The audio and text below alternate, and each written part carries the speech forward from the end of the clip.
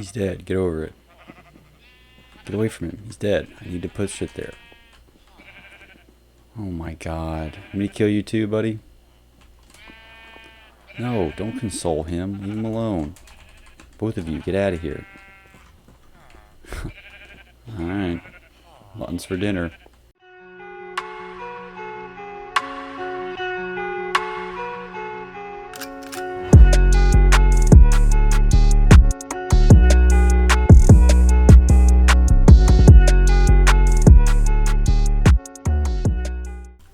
What is going on, you guys? It's your boy. I'm surrounded by idiots here, and I'm indeed surrounded by idiots. It's episode 34 of my Let's Play series. Some housekeeping things I did. I indeed went around and named everybody the corresponding idiot that they are. So these got our 8 enchanting idiots. I replaced the 2 that we lost to unforeseen circumstances. Got a sharpness 5 guy back. I need to cure him because his trades are bullshit. And then this was the old power 5 guy. But I have a ton of those books, and I'm not gonna need that many bows, so I instead got a looting 3 idiot. So now, I don't know. Eventually, when somebody else dies, I'll get a different trade. And then I went around to other parts of the village and named the rest of these idiots. So each of these guys are called Pumpkin Idiot. I've kind of named them corresponding to whatever their thing is. So they're technically farmer idiots, but I actually have farmer idiots over at the farmers area. So I have my my cleric idiots here, and really I just did that for everything. So I bought a shit ton of name tags. I name tagged everyone that we have. That way, if they get attacked and killed, they don't, unless I kill them, but like if a zombie kills them, which is the only people that are going to kill them, other than me, they don't die, they don't despawn and die. So now they have name tags, they should be good on all of that. But anyway, that was some housekeeping stuff I did. Some other stuff that I did between episodes, since I seem to do that a lot. For some reason, after I finish recording an episode, I just don't want to record for like a day or so, so I just like do stuff and don't record it. I was breeding some villagers down there in my temporary village breeder, but in addition to replacing the librarian that we've lost, I replaced that the one farmer that we didn't have. There was a farmer who wasn't in here who was like up here, but anyway, I found another pumpkin guy and I replaced him. And then the last thing was I got some shepherds in here. So I never actually traded with any shepherds before, so this was new for me, but I got some with the white wool trade because I think that would be good. We can actually use the string that we get from our the string that we get from our spider spawner. We can craft into wool, and the wool we can either use for beds, for I don't know, like netherite hunting or something. Could also use the wool to trade for these guys for emeralds as well. So I thought that was just another way to get emeralds. What I'm planning on doing here, and what I want to do this episode, is I've actually mined out an area below this. So I'm not sure if you can hear the sheep, but underneath this floor, I've dug out the area and I've put some sheep. And I was thinking we could make some automatic like sheep shearing farms below this. I thought it would be cool if we also had each of the wool colors. So did some research. There are 16 different types of wool colors, or dye colors. And I thought we could have a module for each of the 16 wool colors. So they would be auto sheared, and we'd just kind of be passively collecting each of the 16 types of colored wool. Not very fast, but it would be, I don't know, we'd have something for each of the wool colors. And then we could also have kind of up here, we could have the collection systems for those, and filtering up to chests. And then also have the shepherds up here that we could trade wool with as well. But anyway, I thought that would be fitting in this area. I do kind of like what I did here. I just haven't really spent much time over here because there wasn't really much to do. But yeah, I want to do that this episode, and then the other thing I'd like to do is just to kind of finish some of the paths that we've done. So I really like that I added this path here, but I think there's a lot more paths throughout the whole village that we could add. Like even like this path and this whole area, the path between this and other stuff over here. Like this could be a whole path here that we haven't really done yet. So a lot of path building that I could do, that I want to do this episode. But yeah, I want to start with at least the shepherd area. I also probably should finish the creeper farm, but whatever. I'll finish the collection system for that at some point too. But yeah, first thing I want to do is I want to build some, get a bunch of sheep in here and at least trying to design like a little modular sheep shearing system. So I'm going to get some blocks together for that to see if I can at least demo what I'm trying to do on a very small scale, and then I can build it. So that's that.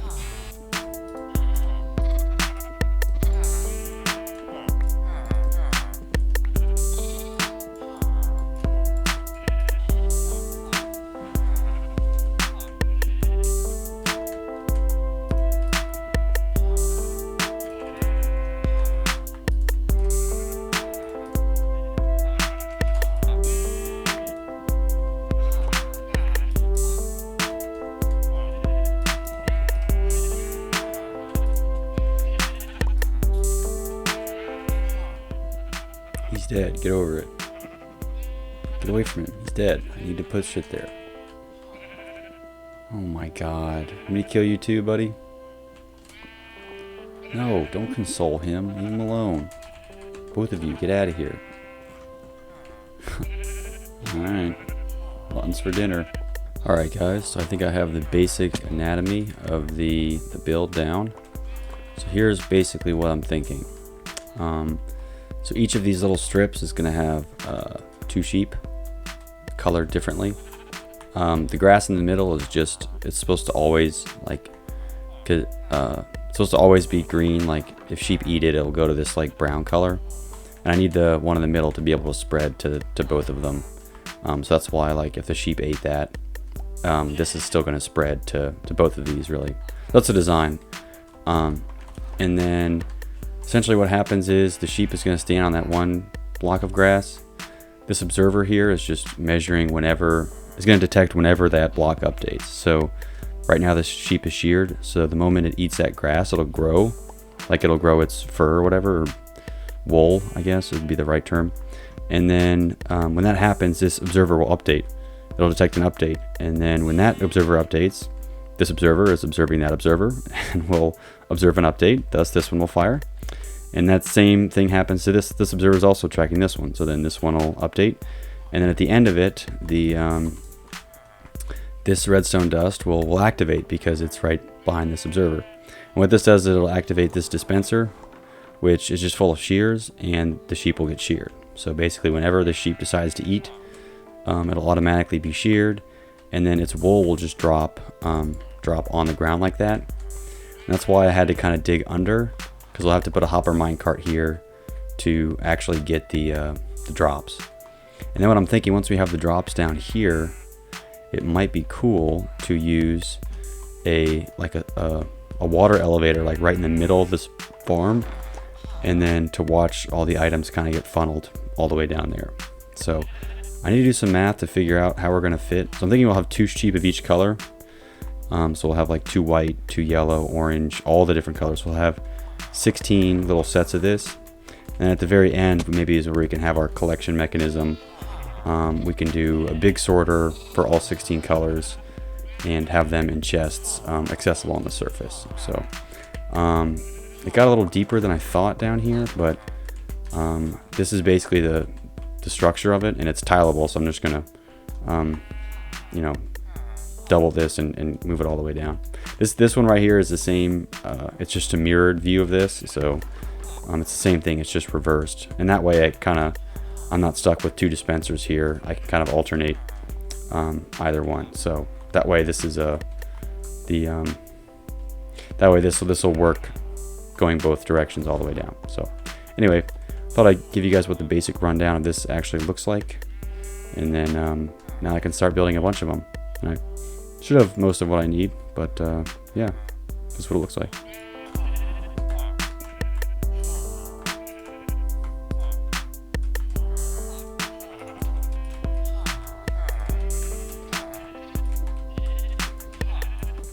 Alright guys, so quick design change.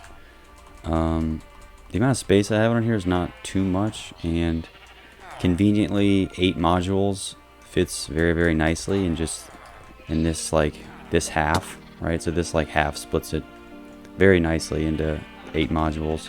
And since there are 16 colors, you know, just doing one color of each actually fits perfectly into this. If I wanted to, I could double up and do another 8 modules there, but I'm not going to have any space for any kind of sorting mechanism to sort all the wool, because I'm going to be combining them when I transfer it. And plus, it's just, to be honest, I'm not going to be like using this as a main source of anything. It's mostly just to have an automatic farm and to be, it's, you know, not really cosmetic in the sense that it's just for looks, but it's not going to be super functional in terms of I'm not going to be depending on a large source of wool now that this is going to be producing. So I think I'm just going to stick with one color, one automatic farm for each. So I'll have each of the 16 colors on in these 8 modules. I need to color one of these guys something else, but I think I might want to do it in like a good order, right? I don't want to just be random. I want it to be like the kind of the rainbow RGB order or whatever, or the Roy G. Biv order or whatever. I don't know. Either way, I filled out all the redstone of this modules, and then basically what I have left to do is once I get all the sheep in here and get them colored, I'll have to put a hopper minecart under each of these blocks to pick up the items, and then below that I'll have to have a hopper that feeds into a dispenser.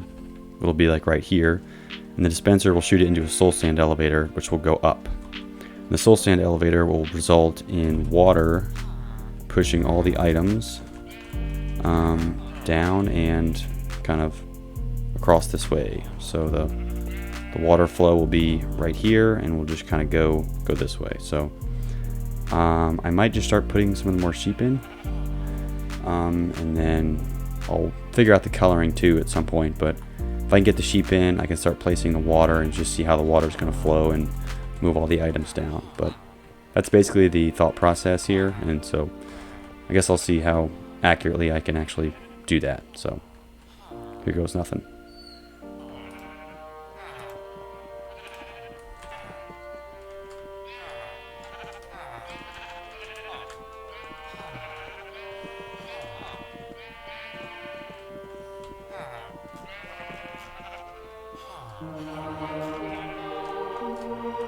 Alright guys, so I have compiled all of the dyes. Here's all 16 dyes. Actually weren't that hard to get. A lot of them are a lot easier to get than I thought. Yeah, I'll be going kind of in order here. So yeah, I'm not totally finished putting all the sheep in, but all the modules are built. I just need to color some of the sheep. I think I have a lot of them in, but not all of them. But anyway, got all the dyes, and I'm going to start dyeing the sheep. Alright, well, I'm an idiot, I guess.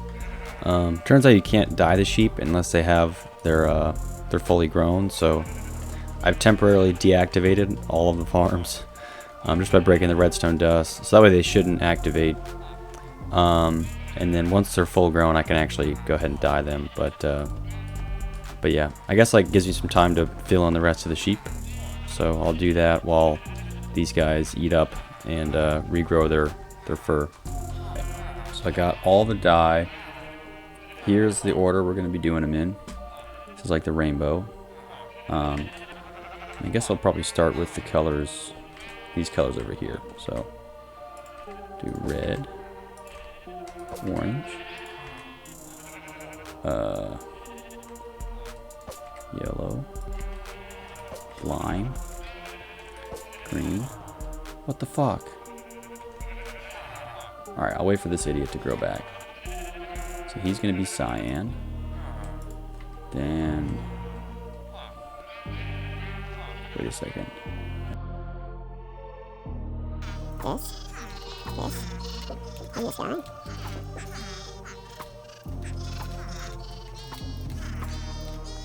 And then he's white. Okay. Awesome. So we got one little idiot sheep who needs to refluff.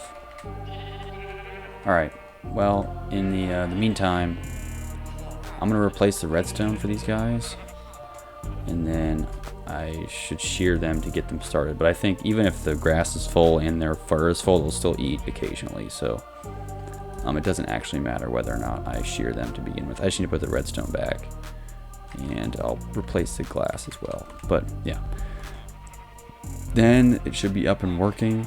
The next half of that, it'll just be the collection system, which will be this whole area over here. Yeah, which I'll have to do that. So that'll be great.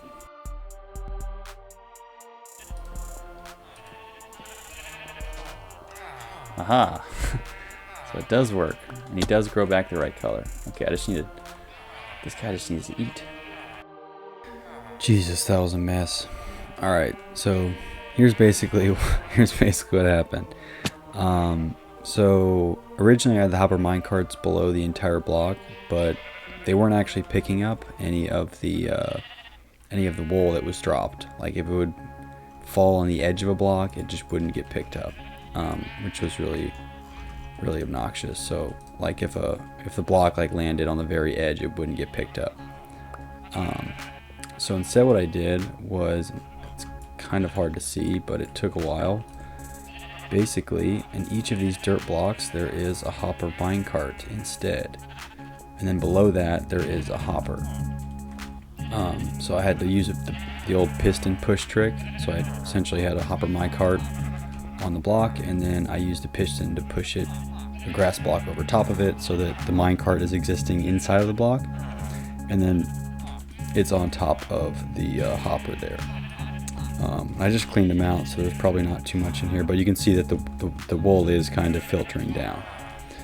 And so I did that for each of them, and then each of the hoppers is going into these dispensers.